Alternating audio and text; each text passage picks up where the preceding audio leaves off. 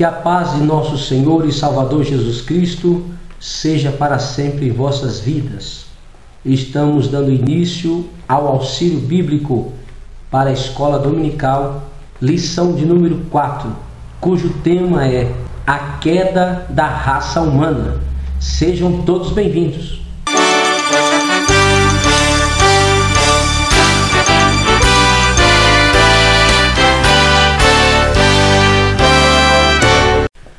No terceiro capítulo do livro de Gênesis, consta um dos relatos mais tristes da história da humanidade, que é a queda. Porém, Deus não foi pego de surpresa com o pecado de Adão e Eva, porque as Sagradas Escrituras afirmam que, desde a fundação do mundo, a morte redentora de Jesus, pela salvação da humanidade, já havia sido determinada. Apocalipse capítulo 13, versículo 8. O homem pecou de modo deliberado contra Deus, mas o Criador, o nosso Senhor, não deixou entregue à própria sorte. O Senhor providenciou a sua redenção. Com o pecado veio o sentimento de culpa. O homem não sabe lidar com esse sentimento, pois não fomos criados para o pecado. Por isso, Adão culpou a Eva e até mesmo o próprio Deus pelo seu pecado de desobediência. É difícil aceitar a responsabilidade por nossos erros. Sempre queremos encontrar um culpado. O pecado, além de afastar Adão da comunhão com Deus, também introduziu as hostilidades, as dificuldades no relacionamento de Adão e de Eva. O pecado continua até os dias atuais a nos afastar de Deus e a prejudicar os nossos relacionamentos. Com isso, nós vamos verificar que no capítulo 3 surge então a teologia da queda. O que é isso? É a doutrina segundo a qual o homem, por haver desobedecido a Deus, comendo do fruto proibido, foi expulso do jardim do Éden, estando a partir daí sujeito à morte espiritual, física e eterna. Todavia, o nosso Senhor Jesus Cristo trouxe a morte pela sua morte. Logo, crendo em Jesus como nosso Salvador, o homem, nós podemos ser restaurados espiritualmente, vendo-se livre da morte eterna. Quanto à morte física, acalenta-nos a esperança da ressurreição. Qual que é o fundamento então da teologia da queda? Ora, o principal fundamento da teologia da queda encontra-se nas Sagradas Escrituras. Sim, na Bíblia Sagrada.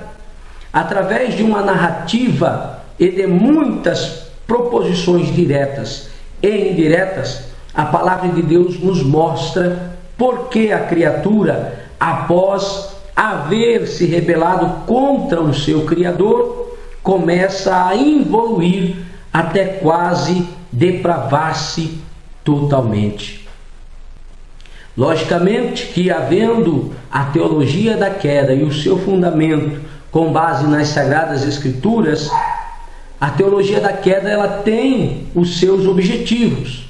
E quais são os? Primeiro, mostrar a culpabilidade humana diante da santidade divina. Segundo, justificar o juízo de Deus sobre o homem pecador. Terceiro, provar que a depravação humana, apesar de suas consequências, não foi total e nem é irreversível. Quarto, esperançar os descendentes de Adão sobre a eficácia da redenção cristã. Quinto, destacar que Jesus Cristo, como a semente da mulher, é suficiente para desfazer as obras de Satanás. E sexto, evidenciar ao crente a necessidade e a possibilidade de se ter uma vida santa diante de Deus e dos homens. E sétimo, levar a igreja a proclamar a redenção adâmica através do Evangelho de Jesus Cristo, o nosso Salvador.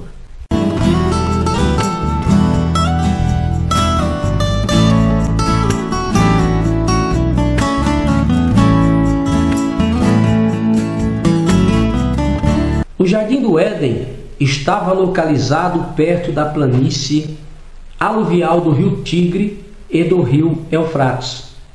Alguns acreditam que estava localizado na região correspondente ao atual sul do Iraque.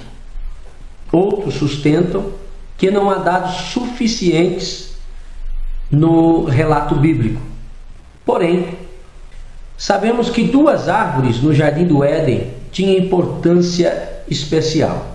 Primeiro, a árvore da vida provavelmente tinha por fim impedir a morte física, é relacionada com a vida perpétua no capítulo 3, versículo 22 de Gênesis.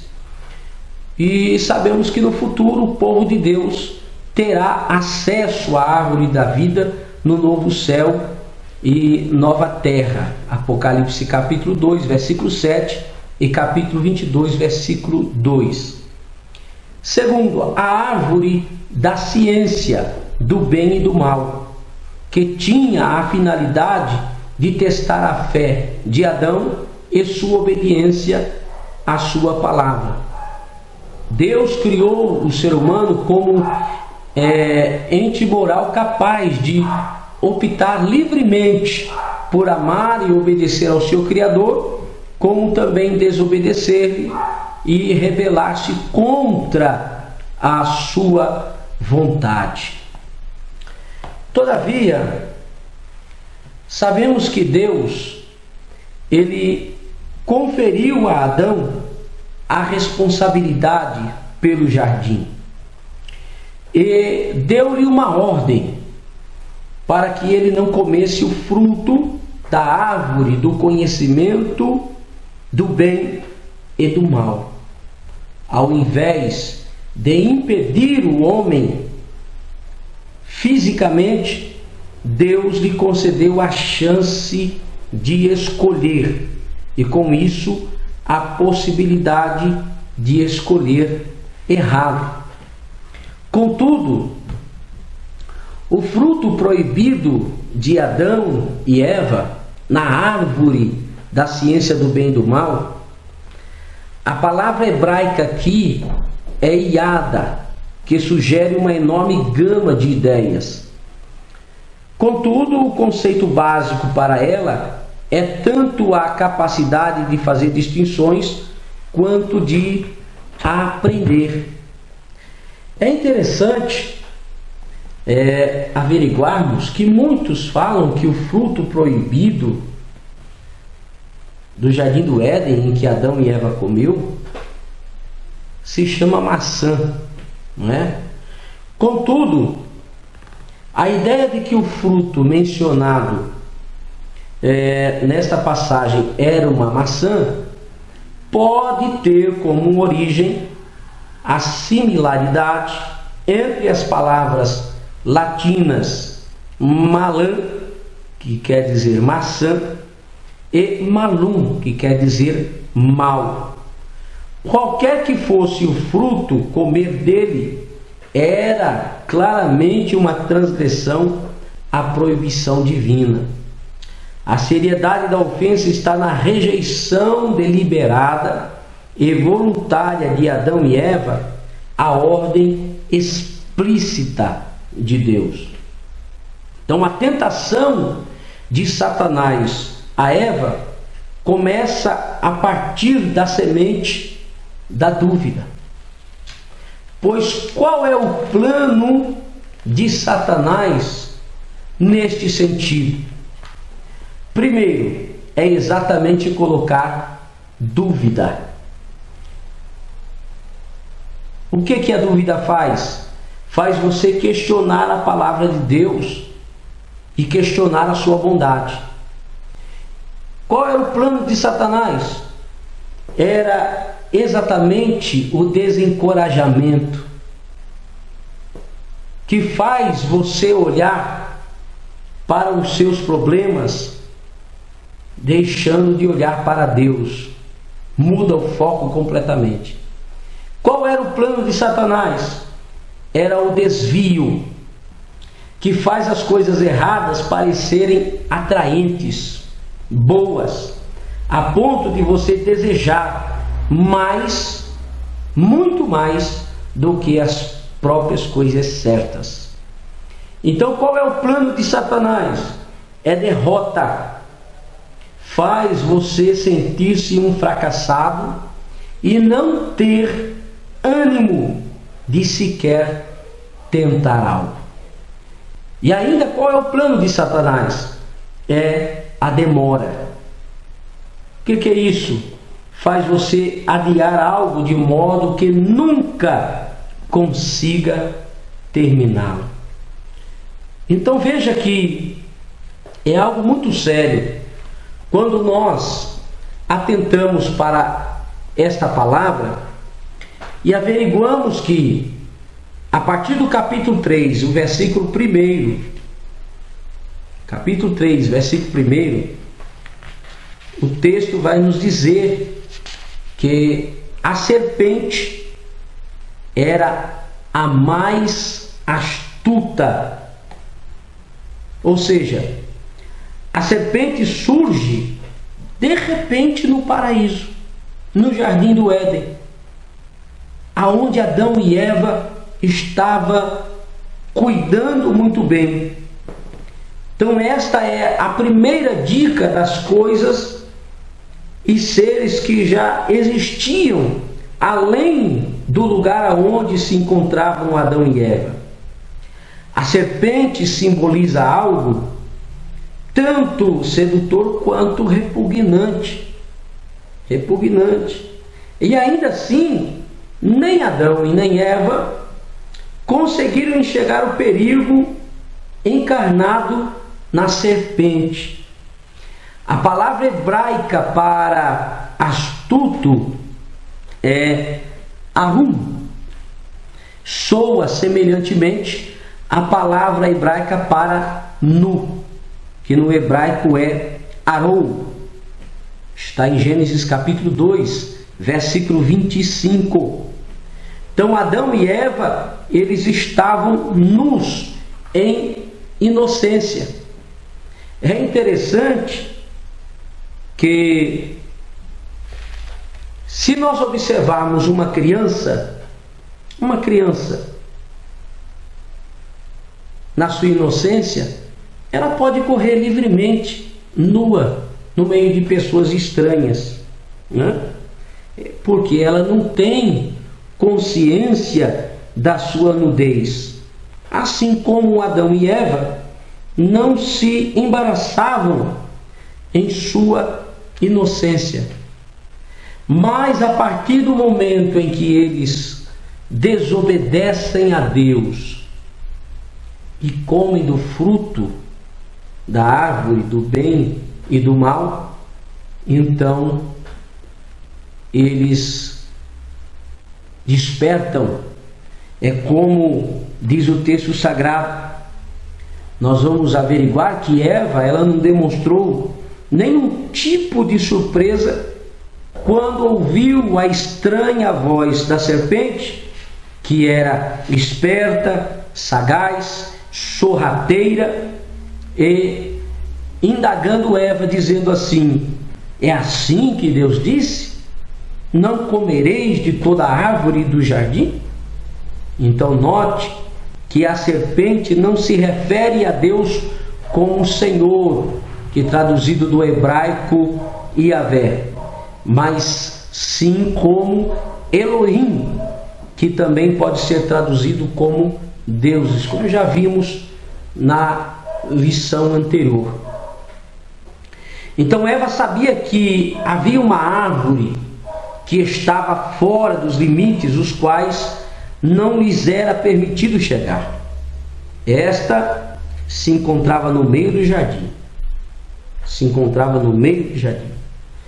E pela primeira vez vemos que a mentira de Satanás, quando ela usa a serpente para dizer a Eva que se ela e o homem desobedecessem a Deus, certamente não morreriam.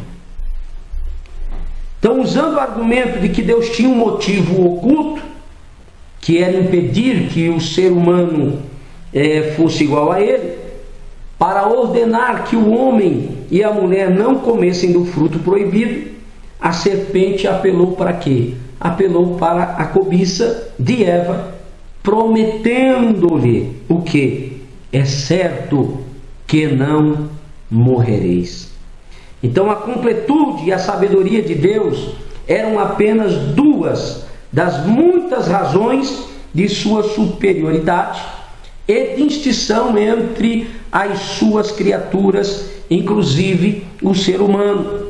A serpente sabia disso, contudo, associou todo o conhecimento de Deus à ingestão de um fruto em uma apelação audaciosa, unindo sim a vaidade de Eva, né? Nós podemos notar um paralelo do capítulo 2 de Gênesis, versículo 9, que esta árvore era como as outras árvores, ou seja, ela era boa para se comer e atraente aos olhos. Estas palavras sugerem que esta foi a primeira vez que Eva considerou um motivo para desobedecer a ordem de Deus. E havendo a desobediência, entrou o pecado no mundo.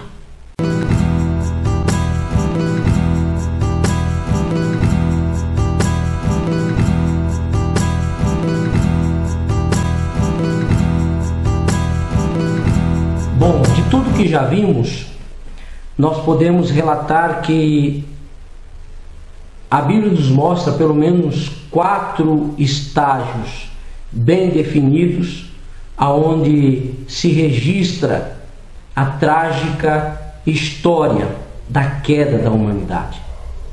Quais seriam elas? Primeiro, o ser humano ele é tentado a pecar por meio do que ele vê. Gênesis capítulo 9, versículo 22, Jó capítulo 31, versículo 1. Por quê? Vendo a mulher que aquela árvore era boa para se comer e agradável aos olhos, né?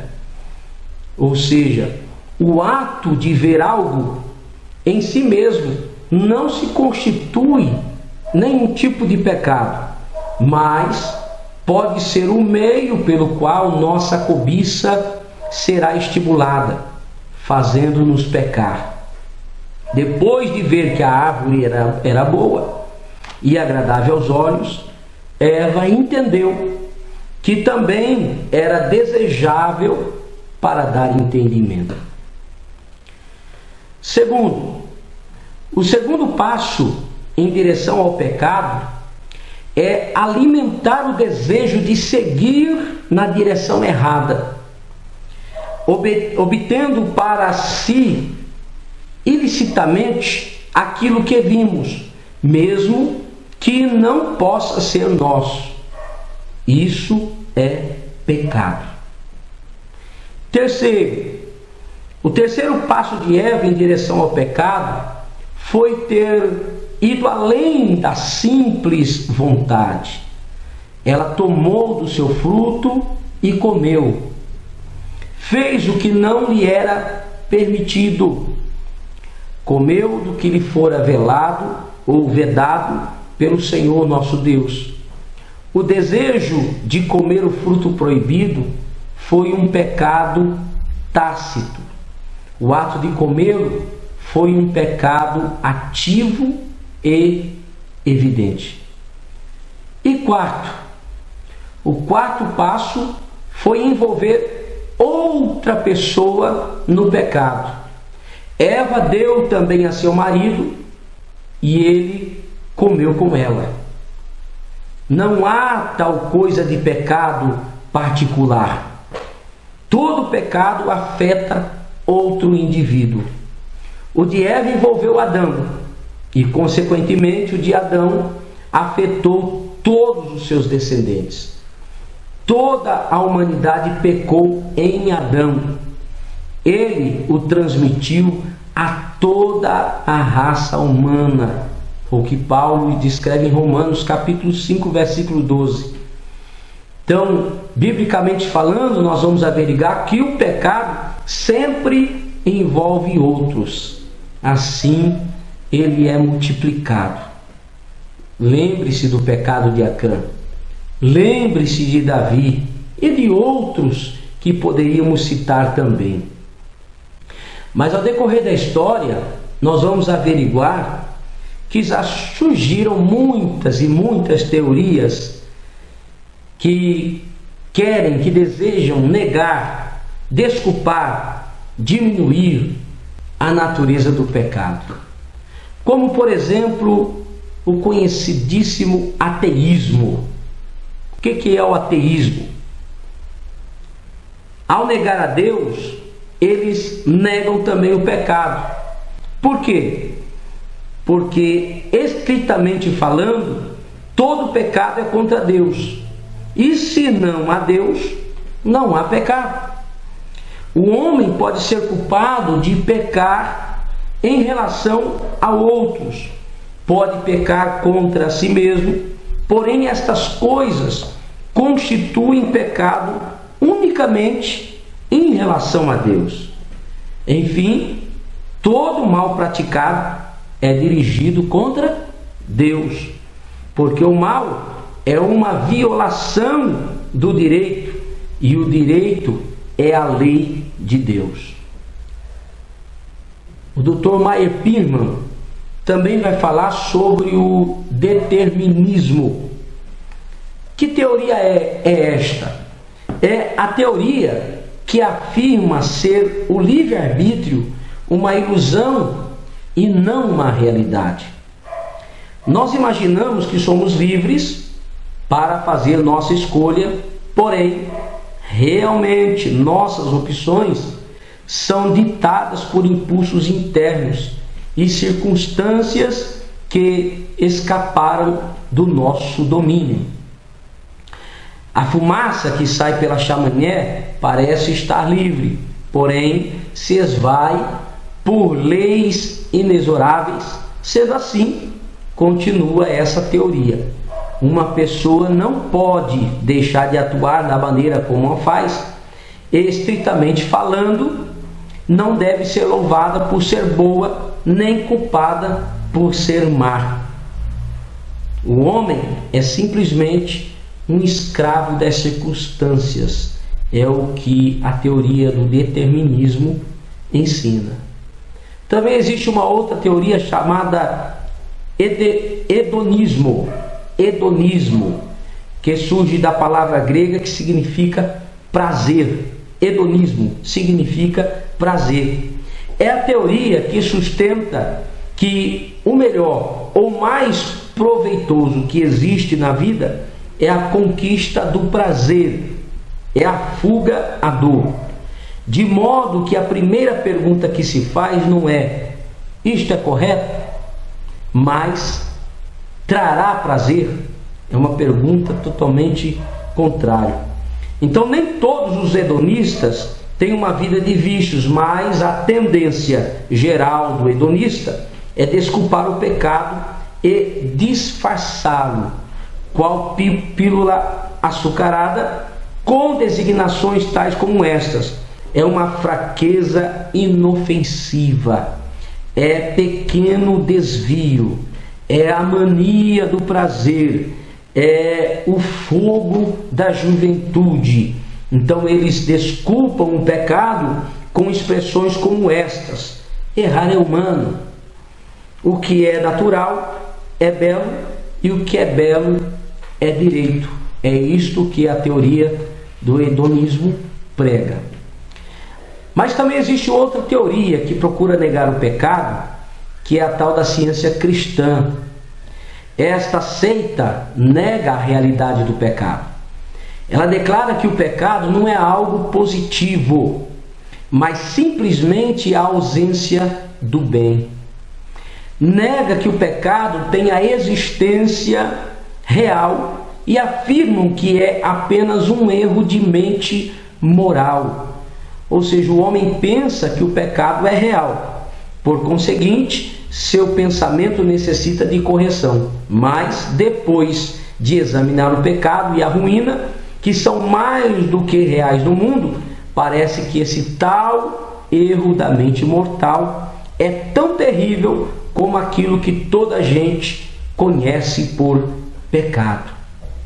Então as Sagradas Escrituras denunciam o pecado como uma violação positiva da lei divina, como uma verdadeira ofensa que merece castigo real no inferno real. E por fim, existe uma outra teoria que é muito bem conhecida e já destacamos anteriormente, que é a teoria da evolução, que considera o pecado como herança do animalismo primitivo do homem. Desse modo, em lugar de exortar a gente a deixar o homem velho ou o antigo Adão, os proponentes dessa teoria deviam admoestá-los a que deixassem o velho macaco ou o velho tigre. Como já vimos anteriormente, a teoria da evolução é antibíblica. Além disso, os animais não pecam. Eles vivem segundo a sua natureza e não experimentam nenhum sentido de culpa por seu comportamento. Então isso é importante. Alguém comenta dizendo o seguinte: se a luta egoísta e sangrenta pela existência no reino animal for um método de progresso que trouxe o homem à existência, por que deverá ser um mal que o homem continue nesta rota sangrenta? É certo que o homem tem uma natureza física, porém esta parte inferior do seu ser foi criação de Deus. E é plano de Deus que ela esteja sujeita a uma inteligência divinamente iluminada.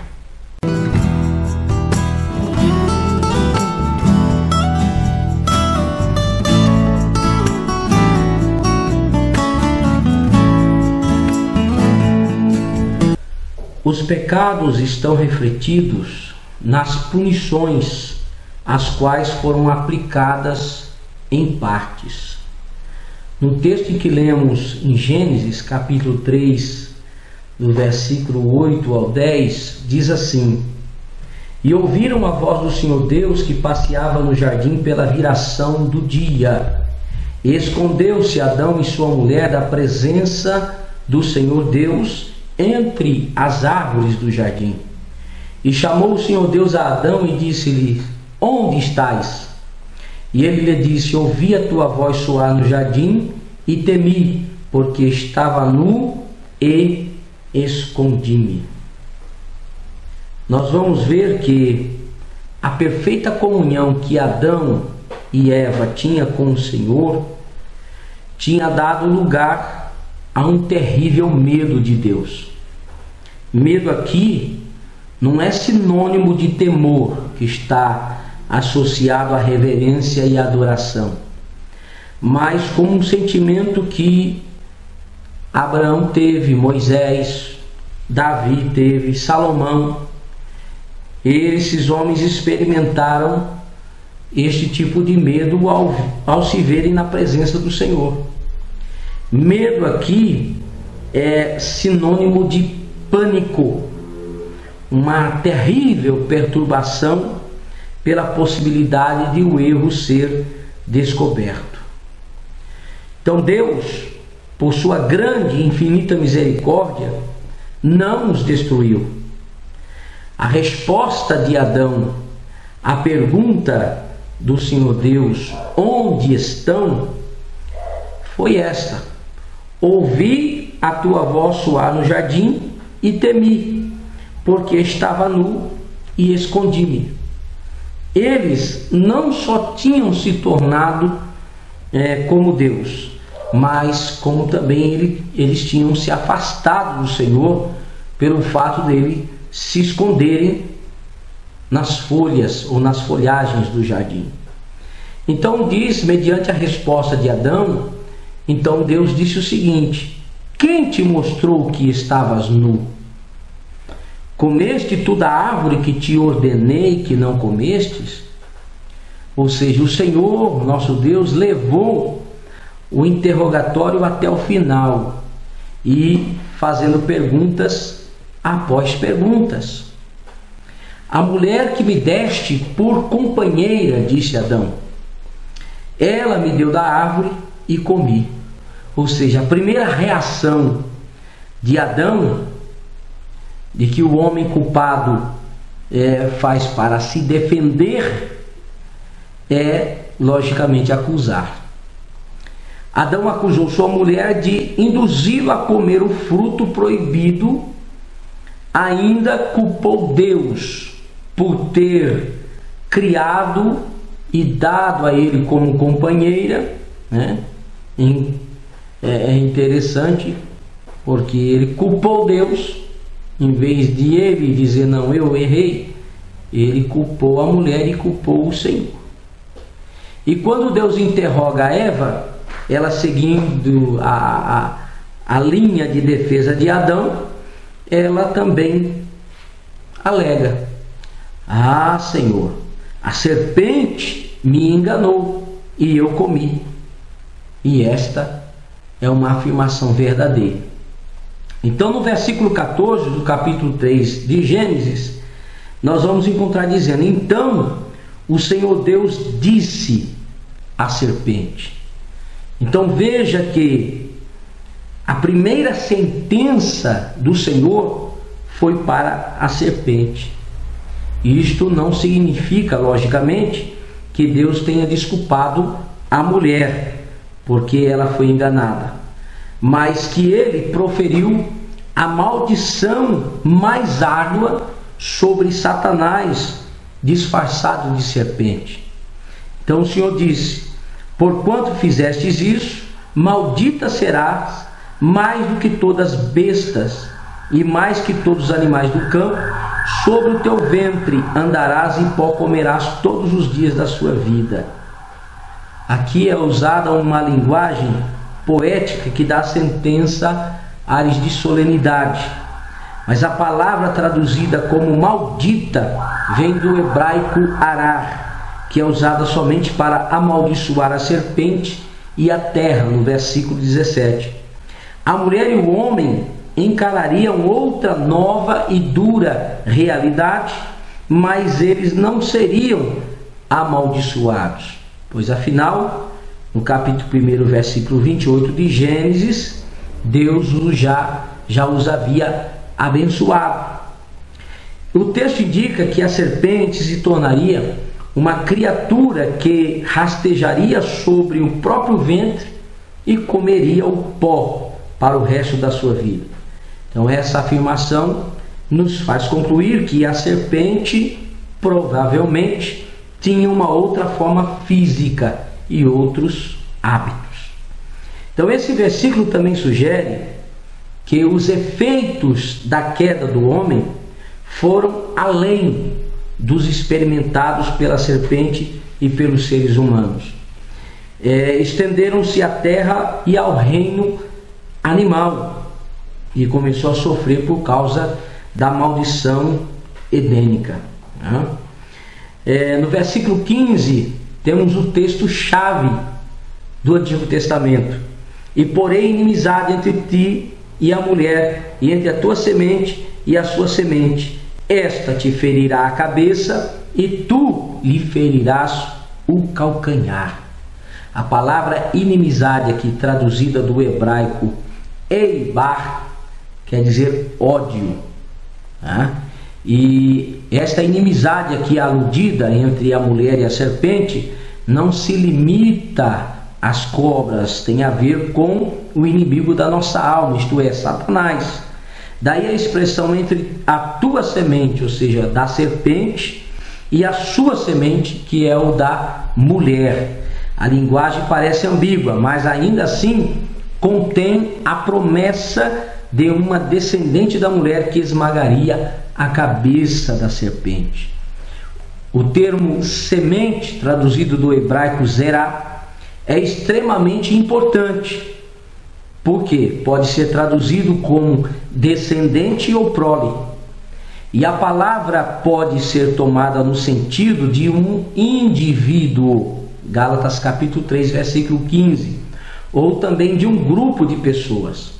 Isto significando, entre outras coisas, que Eva viveria ao menos por algum tempo e que teria muitos filhos.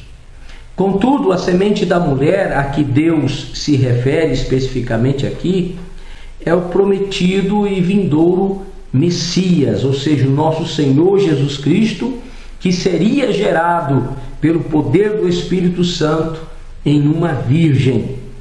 Aí várias referências, Oséias capítulo 7, versículo 14, Lucas capítulo 1, versículos 28 a 35, e enfim. Então nesse texto nós vemos que havia uma luta entre as duas descendências, a do Messias e a da serpente. No Evangelho de João capítulo 8, versículos 37 a 47, Jesus ele faz menção da discórdia entre os filhos entre os filhos do diabo e os filhos de Abraão, o nosso pai da fé, a quem fora prometido um descendente em quem seriam benditas todas as famílias da terra. No versículo 16, o texto está dizendo: multiplicarei grandemente a tua dor e a tua conceição, com dor terás filhos. Essas palavras significam que a mulher sentiria muitas dores na gestação e no parto. Sendo assim, o prazer da mulher em conceber e dar à luz um filho seria aí ofuscado pela grande dor, né? Mas já a palavra traduzida como desejo, do hebraico techugá, e o teu desejo será para o teu marido, e ele te dominará, também implica o intento de usurpar ou controlar, como está em Gênesis capítulo 4, versículo 7. Nós podemos até parafrasear as últimas duas linhas desses versículos da seguinte forma: você agora terá a tendência de dominar o seu marido e ele possuirá a inclinação de agir como um tirano com você. Então a batalha dos sexos havia começado. Cada um lutaria pelo controle e nenhum dos dois seria plenamente capaz de cuidar de forma altruísta do interesse do outro. Mas conforme Paulo escreveu em Filipenses, capítulo 2, os versículos 3 e 4, o antídoto para isto está na restauração do amor e do respeito mútuo, bem como da dignidade do homem e da mulher, por intermédio de nosso Senhor e Salvador Jesus Cristo. Pode conferir Efésios capítulo 5, dos versículos 21 ao de número 33. Então Adão também teve a sua parcela de culpa, mesmo que ele a tenha negado. Maldita é a terra por causa de ti, disse o Senhor. Apesar da maldição de não ter recaído diretamente sobre o homem, mas sim sobre a terra, esta causaria muitos problemas a ele, produzindo espinhos e cardos. É interessante notarmos o versículo de número 20 do capítulo 3 de Gênesis, onde o nome Eva, traduzido do hebraico Havá, está relacionado com o significado do verbo viver. Ou seja, Eva é a mãe de todos os viventes, de toda a humanidade, assim como Adão é o pai. Esta era a segunda designação de Adão para Eva. A primeira designação de Adão para Eva foi Isha, termo traduzido como varoa ou mulher, ou seja, a representante feminina da espécie humana que dá sentido e complementa a masculinidade dele. E o versículo 21, para concluir, diz: E fez o Senhor Deus Adão e a sua mulher túnicas de peles e os vestiu. Glória a Deus. Aqui está a primeira vez em que é mencionado na Bíblia a matança de animais para o uso humano. O derramamento de sangue desses animais foi, de uma certa forma, precursor do sistema de sacrifício de inúmeros animais, conforme a lei que foi revelada no Sinai a Moisés. E todos os sacrifícios que aparecem no Antigo Testamento já apontavam para o fato de que um dia haveria o maior sacrifício de todos, que é a morte vicária de Jesus Cristo para o perdão de todos os nossos pecados e a nossa libertação do jugo de Satanás.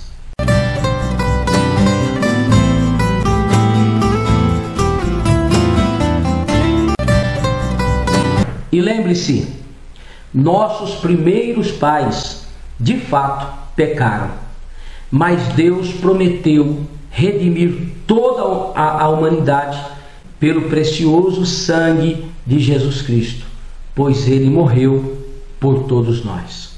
Que Deus os abençoe e até a próxima.